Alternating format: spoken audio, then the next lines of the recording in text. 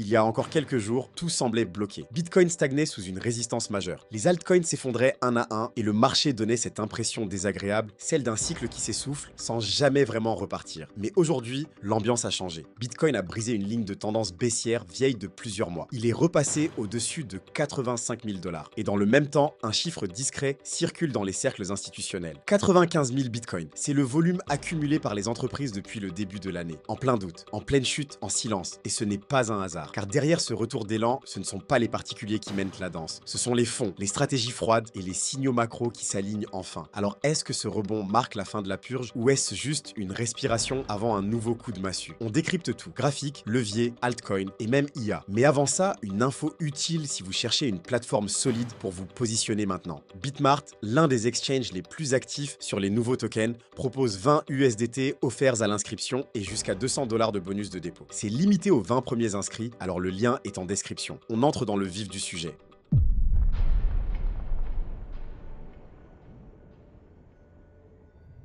Pendant que les particuliers doutaient, pendant que les influenceurs débattèrent sur la fin du cycle, les entreprises, elles, accumulaient discrètement, méthodiquement. Depuis le début de l'année, plus de 95 000 bitcoins ont été achetés par des acteurs institutionnels. Et parmi eux, évidemment, MicroStrategy qui vient d'annoncer un nouvel achat à peine 24 heures plus tôt. C'est une dynamique que peu de gens mesurent vraiment, parce qu'elle ne se voit pas dans les bougies, elle se lit dans les bilans comptables, dans les déclarations SEC et dans le volume qui ne revient jamais en circulation. Aujourd'hui, les entreprises détiennent près de 688 000 bitcoins. C'est plus de 3,2% de l'offre totale. Et dans un marché à 21 millions d'unités fixes, ce genre de positionnement change la donne. D'autant plus que ces mouvements se produisent lorsque le sentiment est au plus bas, lorsque les particuliers vendent dans la panique, lorsque les médias parlent de bulles et que les altcoins s'effondrent sans soutien. Alors que cherche cette élite silencieuse? Elle cherche une chose, le transfert des mains faibles vers les mains fortes. Et elle sait que ça ne se fait pas dans la lumière, mais dans les creux. Ce n'est pas un bull run encore. C'est une conquête progressive comme une opération militaire. Et pour l'instant, elle se déroule sans résistance.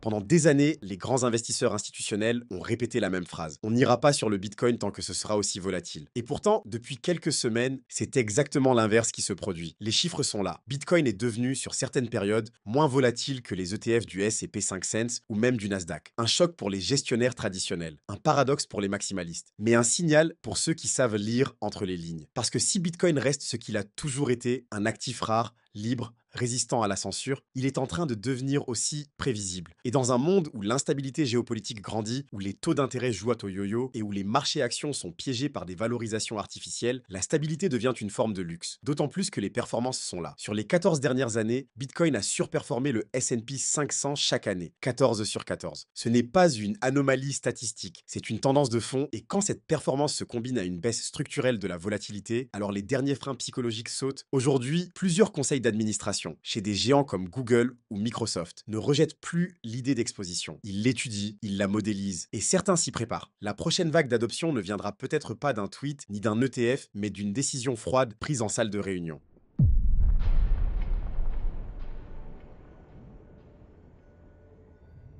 Regardez les chiffres. 62,7%. C'est le niveau actuel de la dominance Bitcoin. Un sommet local, un seuil critique et surtout un message très clair du marché. Je ne fais confiance qu'à lui. Pendant que Bitcoin grimpe lentement, les altcoins, eux, continuent de s'enfoncer. Moins 30, moins 40, moins 50% pour certains projets pourtant solides sur le papier. Et le coup de grâce est venu du leader lui-même, Binance. Depuis le début de l'année, 27 projets ont été listés sur l'exchange et seulement 3 sont encore dans le vert. Un taux d'échec de 89%, pas sur des shitcoins exotiques. Sur des projets validés par le plus gros exchange du monde, ça pose une question simple. À quoi bon entrer sur un projet quand il est déjà sur Binance? Le marché l'a compris. Le vrai rendement se trouve avant, dans les phases précoces, pas sur les listings grand public. Et cette prise de conscience renforce encore la centralité de Bitcoin. Même les projets narratifs comme Mantra s'effondrent. Moins 90% en quelques heures. Pas de hack, pas de news. Juste une cascade de liquidation. Et là encore, le marché a tranché. Il s'est replié, il s'est recentré. Et il s'est repositionné sur ce qu'il connaît, ce qu'il comprend, ce qui ne ment jamais. Bitcoin.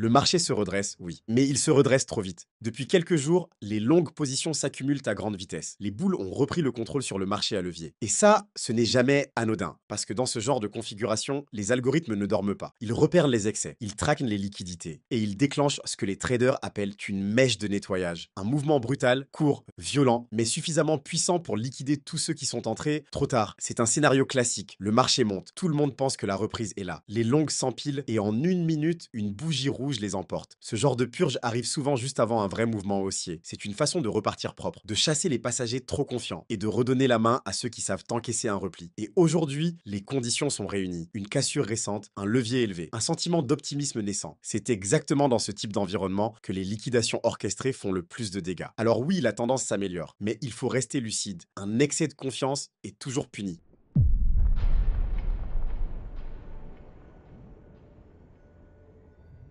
Un chiffre est passé presque inaperçu cette semaine, 500 milliards de dollars. C'est le montant que Nvidia prévoit d'investir dans les années à venir pour construire des superordinateurs d'intelligence artificielle entièrement fabriqués aux États-Unis. Et ce chiffre est tout sauf anodin. C'est une réponse directe à l'appel lancé par Donald Trump. Ramener la souveraineté technologique sur le sol américain. Pas seulement pour l'IA, mais aussi pour le cloud, le hardware, la data et par extension les infrastructures blockchain. Parce que l'IA aujourd'hui ne peut pas vivre sans puissance de calcul. Et la puissance de calcul est au cœur même de la valeur de Bitcoin. C'est le même ADN, les mêmes enjeux, les mêmes acteurs. Et plus les États-Unis investissent dans la résilience technologique, plus les projets liés à la blockchain deviennent stratégiques. On le voit déjà dans le langage des candidats, dans les votes au Sénat et dans la pression exercée sur les grandes entreprises tech pour qu'elles s'exposent au moins partiellement au marché crypto. Même l'écosystème médiatique change. Le sentiment moyen sur X, habituellement ultra négatif, est en train de basculer. Les signaux de confiance remontent et certains analystes osent à nouveau parler de bottom. Pas de révolution en vue, mais un glissement progressif, profond et durable. Un glissement qui pourrait bien faire de 2025 l'année du repositionnement.